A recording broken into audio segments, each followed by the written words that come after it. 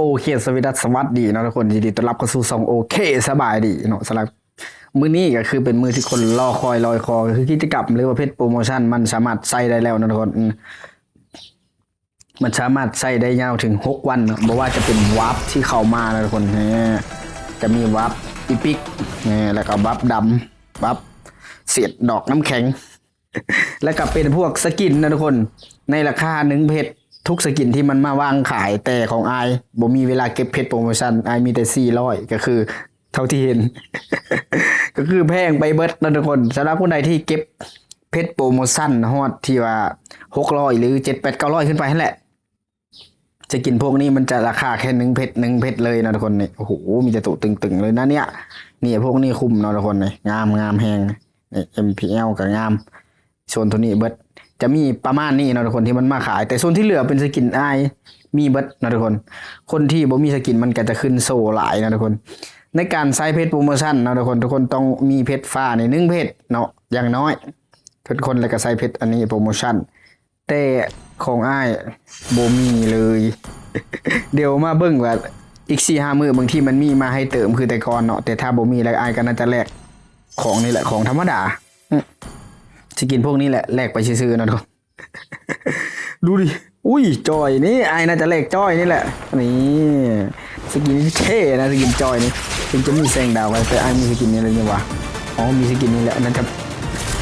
แค่สะสมนะทุกคนสกินนะมันมีแบบอ่ะเดี๋ยวให้เบิ่งแบบขาวๆนะทุกคนคอลเลกชันเนี่ยสกินนะบริแอคเลยนะบริแอคเนี่ยก็คือบ่ค่อยได้เคปเพชรโปรโมชั่นนะทุกคนเนี่ยสกินนะบ่ได้แอคบ่ค่อยได้แอคบ่ค่อยได้แอคปันใดนะทุกคนเนี่ยพวกอีพิกอะถ้าว่าเฮาอันนั้นมันจะโซ่คือแต่ว่าไอมีหลายแล้วมันก็เลยบ่โซ่นั่นเองนะทุกคนคือพวกนี้คือกันอย่าลืมเนาะสำหรับคนใดที่ว่ามีเพชรโปรโมชั่นหลายก็สามารถมาซื้อได้นะทุกคนบ่ว่าจะเป็นฮีโร่หรือสกินโอ้น่า100เลยวะนี่เดี๋ยวไอจะรอถามอีกประมาณ 4-5 วันนะทุกคนถ้ามันบ่มีเนาะหรือว่าบ่มีแบบให้เติมให้อย่างเข้ามานะคือแต่ก่อนไอก็จะซื้อนะทุกคนอุ้ยลดราคานี่วะไม่เอา และอีกอันนึงนะทุกคนสำหรับคนใดที่จะเอาสกิลลีเจนด์ได้โอกาสมาเลยนะทุกคนมันลดราคานี่เดี๋ยวซูมให้เบิ่งก่อนบันนึงมันจะลดราคานะทุกคนแต่ลีเจนด์เมื่อก่อนนะมันใช้แค่ดาวออโรราซุ่มก็ได้แต่ตอนนี้บ่ได้ละเนี่ยมันลดราคานะทุกคนเนี่ยแต่ก่อนมันใส่ดาวออโรราซุ่มได้แต่ตอนนี้มันเอาออกไปละคนที่ซุ่มก่อนก็ดีใจด้วยคนที่ซุ่มซะต้องได้ใช้เพชรเนี่ยมันลดราคาคือตอนนั้น94เนาะเขาต้องถึง200มันการันตีนะแต่ถ้าบ่ฮอดพุ่นก็คือแล้วแต่ดวงราศีนี่เอาไอ้มีลูกแก้วนึงกด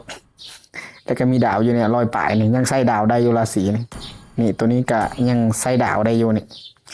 หรือว่ามันจะเอาออกแล้วมั้งพวกนี้เอามีแล้ว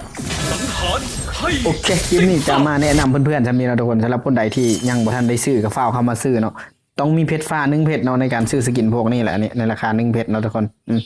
สามารถใช้ได้แล้วเสียดายอ้ายบ่มีเวลาเฮ็ดภารกิจก็เลยบ่ได้